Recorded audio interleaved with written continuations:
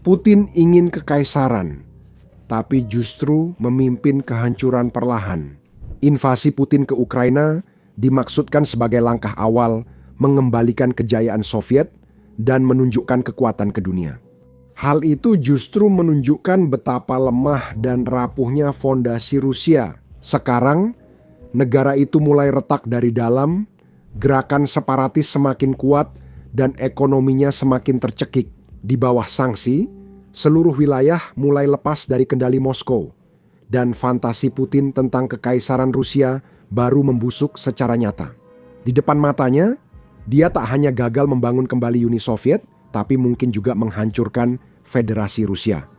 Tanda-tandanya sudah ada sejak awal. Kita bisa menelusuri masa lalu saat Presiden Rusia pertama kali muncul di politik, memperlihatkan ambisi jangka panjangnya. Dia baru terpilih sebagai Perdana Menteri Rusia. Dalam salah satu pidato pertamanya di Duma Negara, dia berkata, "Rusia telah menjadi kekuatan besar selama berabad-abad dan tetap demikian, dengan wilayah kepentingan yang sah. Kita tidak boleh lengah dalam hal ini, dan kita juga tidak boleh membiarkan pendapat kita diabaikan." Melalui kata-kata itu, Putin mengumumkan pada Rusia dan dunia seperti apa pemimpin yang ditakdirkan baginya. Dia membuktikannya lewat tindakannya yang konsisten, menunjukkan dia pria yang sangat merindukan masa lalu. Putus asa ingin kembali ke masa ketika Rusia adalah entitas yang paling ganas dan paling tangguh di bumi. Itu adalah sesuatu yang telah dia bicarakan berulang kali, mungkin yang paling terkenal pada tahun 2005 setelah dia naik ke posisi presiden. Dalam pidato tahunannya ke Majelis Federal Rusia, dia menyatakan, "Kita harus mengakui bahwa runtuhnya Uni Soviet adalah bencana geopolitik besar abad ini dan menjadi drama nyata bagi bangsa Rusia. Puluhan juta rekan warga negara dan sesama tanah air kita mendapati diri mereka berada di luar wilayah Rusia. Selain itu, epidemi perpecahan juga menjangkiti Rusia sendiri. Pernyataan ini sering diangkat selama bertahun-tahun. Hal ini wajar karena pernyataan tersebut merangkum dua perasaan terdalam dan tulus dari Putin. Pertama, ini menunjukkan penyesalan dan rasa bersalahnya yang jelas atas hilangnya status Rusia yang dulu. Putin adalah seseorang yang tumbuh besar pada masa kejayaan Uni Soviet. Dia juga aktif membangun serta menguatkan reputasi menakutkan Uni Soviet di dunia. Menghabiskan 16 tahun bekerja sebagai perwira intelijen luar negeri untuk Komite Keamanan Negara yang lebih dikenal sebagai KGB. Naik pangkat hingga mencapai posisi letnan kolonel sebelum memutuskan untuk mengundurkan diri dan mengejar karier di bidang politik. Dia melihat langsung kekuatan Uni Soviet dan kekacauan setelah runtuhnya. Tahun 1991, dia melihat negara kehilangan posisi dan status, lalu bersumpah melakukan apa saja untuk memulihkannya. Pernyataan itu juga menunjukkan dengan jelas bagaimana Putin memandang jutaan orang yang tinggal di bekas Republik Soviet. Dia menyebut mereka sesama warga dan rekan senegara. Istilah-istilah ini bisa diartikan sebagai ungkapan kasih sayang atau merujuk pada banyak warga kelahiran Rusia yang mendadak tinggal di negara-negara baru setelah Uni Soviet bubar. Ini juga menandakan Vladimir Putin melihat mantan warga Soviet sebagai satu keluarga dengan Rusia sebagai pemimpinnya. Presiden telah sering menyampaikan pernyataan serupa sejak saat itu. Pada tahun 21, hanya beberapa bulan sebelum perang di Ukraina, dalam film dokumenter Rusia, Sejarah Baru, Putin menyebut perpecahan Uni Soviet sebagai perpecahan Rusia historis. Kita berubah menjadi negara yang benar-benar berbeda dan apa yang telah dibangun selama 1000 tahun sebagian besar hilang.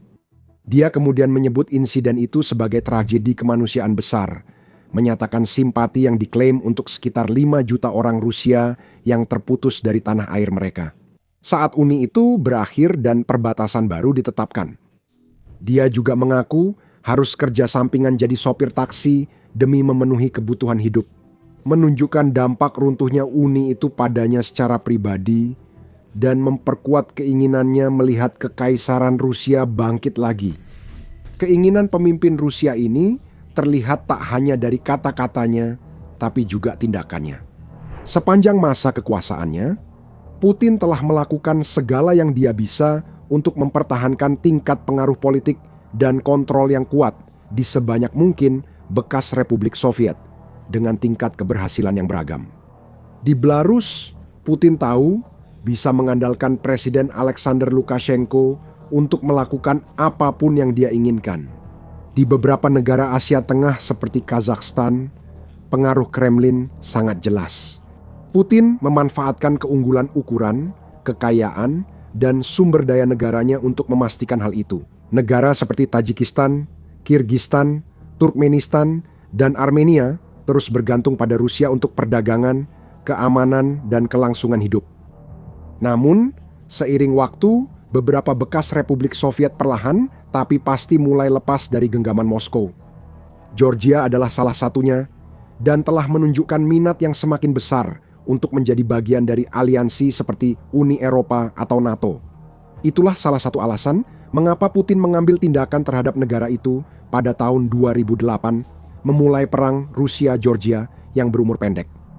Moldova, seperti Georgia, ingin bergabung dengan Uni Eropa dan mempererat hubungan dengan Eropa, serta melepaskan diri dari pengaruh Rusia. Moskow dilaporkan telah lama berupaya campur tangan dalam pemilu Moldova dengan mendukung kandidat pilihan Kremlin, dan bahkan mengatur protes serta kampanye disinformasi secara daring. Dalam upaya menebar benih kekacauan di negara kecil Eropa Timur itu, lalu ada Ukraina yang secara rutin disebut sebagai Rusia kecil oleh Putin dan pejabat serta elit Rusia lainnya. Ukraina telah lama dianggap sebagai bagian penting rencana Putin untuk mengembalikan kejayaan Rusia. Pada tahun 14, dia memulai fase pertama dari rencana tersebut, memerintahkan pasukannya untuk merebut kendali atas semenanjung Crimea. Pada 2022, dia memberi lampu hijau untuk invasi besar-besaran ke Ukraina. Presiden mengklaim seluruh Ukraina milik kita dan menegaskan rakyat Rusia dan Ukraina satu bangsa.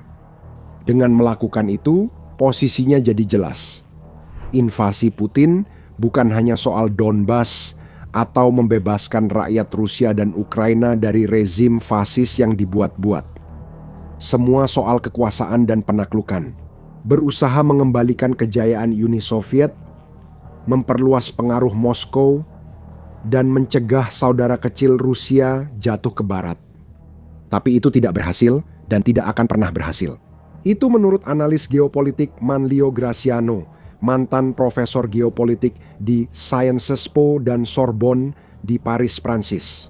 Graciano baru saja diwawancara The Kiev Post untuk membahas pandangannya tentang harapan, ambisi, dan kegagalan Putin.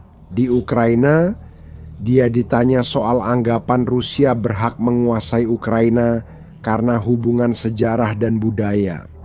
Secara historis dan politis, argumen itu tidak berdasar.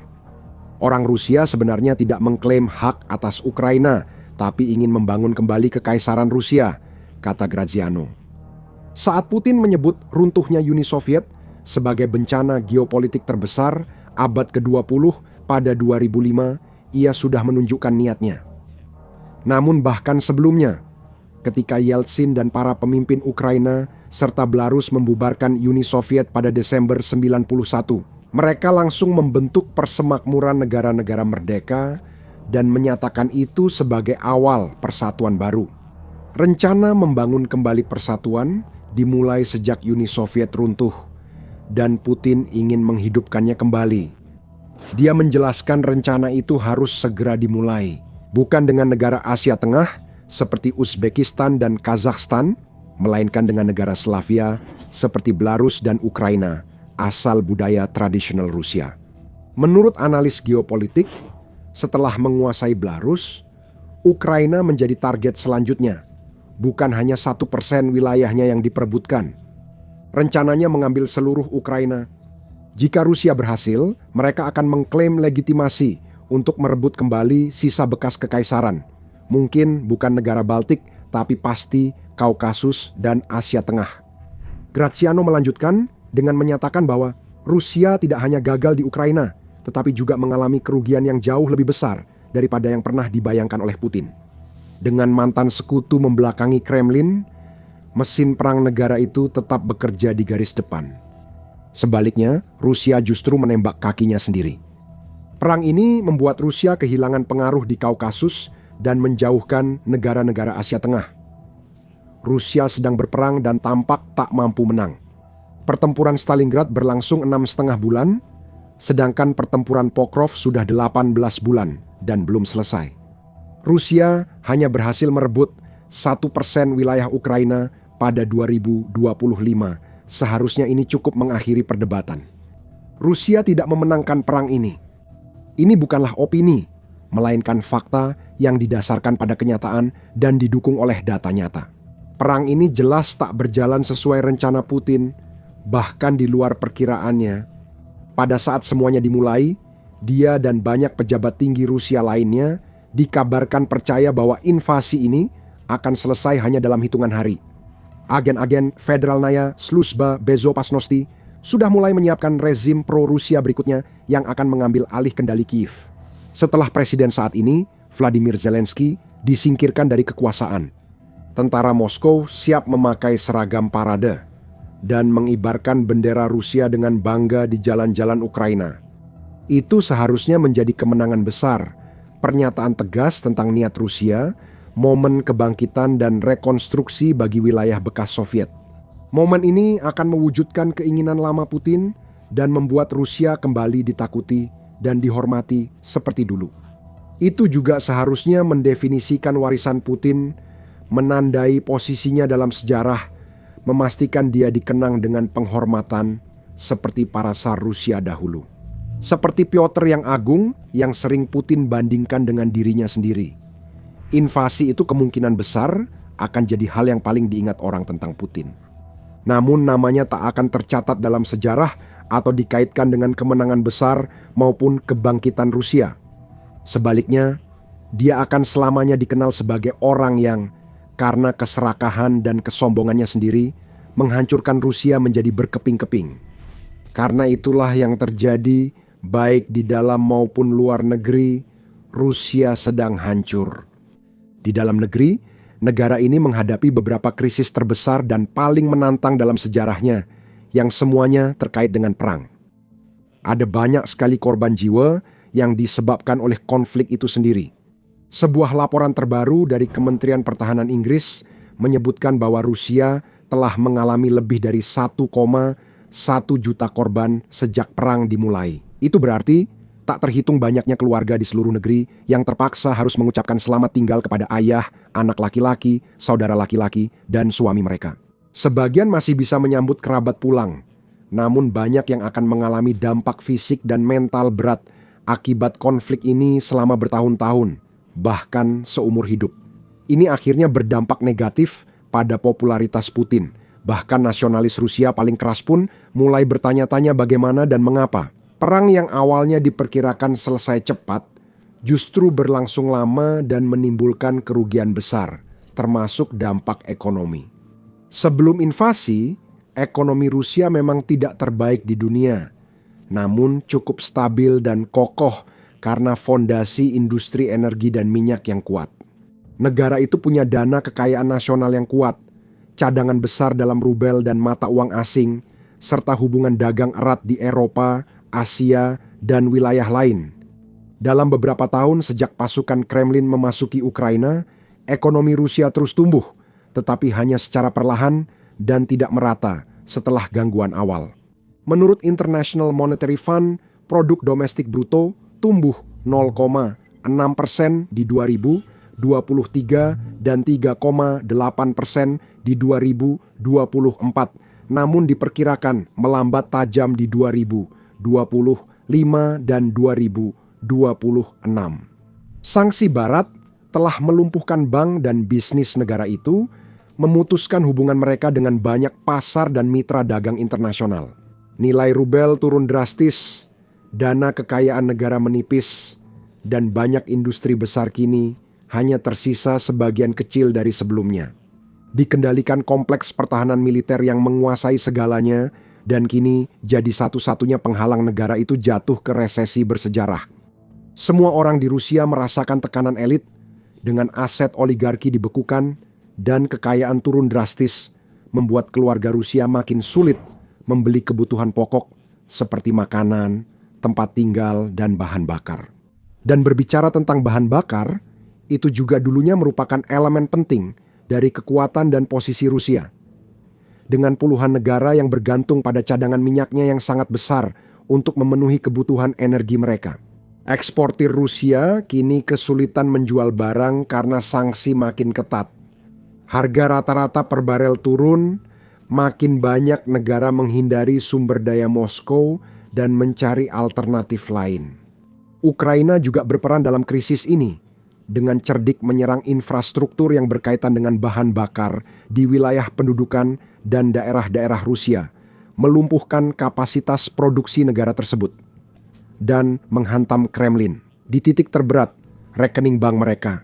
Banyak faktor telah memicu keresahan dan munculnya bisikan separatisme serta pemberontakan di berbagai wilayah Rusia, dari dekat Ukraina hingga timur jauh, ribuan mil dari Moskwa dan Kiev.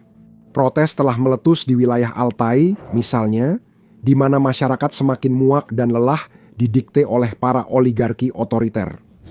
Di Republik Sakha, yang meliputi 3 juta kilometer persegi Siberia, sentimen separatis makin meluas, bahkan pejabat terpilih mulai menentang Kremlin. Di Ingushetia, Kaukasus Utara, pasukan partisan seperti Tentara Pembebasan Ingush rutin menyerang agen Rusia seperti petugas Federalnaya Sluzhba Bezopasnosti dan penjaga perbatasan. Jika masalah ekonomi, kekurangan tenaga kerja, dan krisis lain di Rusia terus berlanjut, hal ini hampir pasti terjadi. Selama perang berlangsung, gerakan-gerakan ini akan terus tumbuh dan menyebar luas. Dengan demikian, retakan di seluruh Federasi Rusia pasti akan semakin dalam. Risiko pemberontakan, kerusuhan, atau perang saudara terus meningkat setiap hari, dan situasi serupa terjadi di luar perbatasan Rusia. Banyak bekas Republik Soviet yang dulu menganggap Rusia pelindung dan penyokong kini mulai meragukan kemampuan negara itu menjalankan peran tersebut. Selama bertahun-tahun, mereka melihat Rusia sebagai kekuatan besar dengan militer kuat dan kekuasaan luar biasa, dipimpin Vladimir Putin yang tampak bisa mendapatkan apapun yang diinginkan kapan saja. Lalu mereka menyaksikan saat Rusia menginvasi Ukraina dan Vladimir Putin gagal mendapatkan apa yang dia inginkan berulang kali. Mereka melihat bagaimana mesin perang Rusia yang katanya tak terkalahkan itu terpuruk dan gagal di garis depan Donetsk. Bagaimana tank-tank Rusia yang disebut-sebut sebagai yang terbaik di dunia dan perlengkapan lainnya hancur berantakan. Bagaimana bahkan setelah bertahun-tahun berperang, tentara Kremlin masih kesulitan untuk mencapai tujuan sekecil apapun atau merebut wilayah sekecil apapun. Sedikit demi sedikit, mitos tentang superioritas dan kekuatan Rusia yang dibangun Putin selama bertahun-tahun untuk menunjukkan kekuasaan dan menakut-nakuti. Negara-negara bekas Soviet mulai runtuh. Negara-negara mulai melihat kebohongan itu. Mereka menyadari bahwa Rusia sebenarnya tidak sekuat yang selama ini diklaim. Mereka bahkan gagal menang perang atau merebut wilayah dari lawan yang lebih kecil dan lemah. Ketika itu terjadi, banyak dari negara-negara yang sama mulai menilai kembali hubungan mereka dengan Rusia.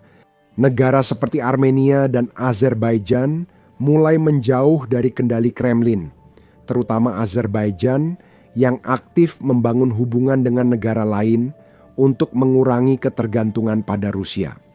Di Asia Tengah, banyak negara bekas Soviet yang dulu berpihak pada Rusia, sejak awal 90-an kini mulai mengubah kebijakan luar negeri mereka.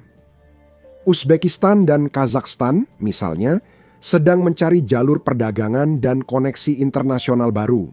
Mereka akhirnya sadar ada cara lain untuk berfungsi dan bertahan hidup tanpa selalu bergantung pada Rusia. Lalu ada negara-negara yang telah disebutkan sebelumnya seperti Georgia dan Moldova yang sekarang tampak lebih fokus dari sebelumnya untuk melihat ke barat bukan ke timur untuk dukungan, keamanan, dan perdagangan di masa depan. Semua ini menambah kenyataan suram bagi Presiden Putin. Dengan menyerang Ukraina, Dia ingin membangun kekaisaran Rusia baru. Dia yakin intimidasi dan unjuk kekuatan akan mengembalikan negara-negara ini ke pengaruhnya. Yang sebenarnya dia lakukan justru mendorong mereka menjauh, dan bukan hanya itu, dia juga mendorong rakyatnya sendiri menjauh. Membuat penduduk dan komunitas di banyak wilayah Rusia merasa terpinggirkan, diabaikan, dan diperlakukan buruk. Putin dulu tampak sangat berkuasa, kini terlihat lebih lemah dari sebelumnya. Tonton video ini untuk mengetahui masalah yang dihadapi Rusia akibat ambisi kekuasaan Putin. Ingin tahu upaya terakhir Presiden Rusia terhadap NATO? Tonton video ini yang membahas rencananya pada 2026. Terakhir, jangan lupa berlangganan saluran kami jika belum, agar Anda tetap mengikuti berita terbaru, perang Rusia-Ukraina, atau konflik besar dunia.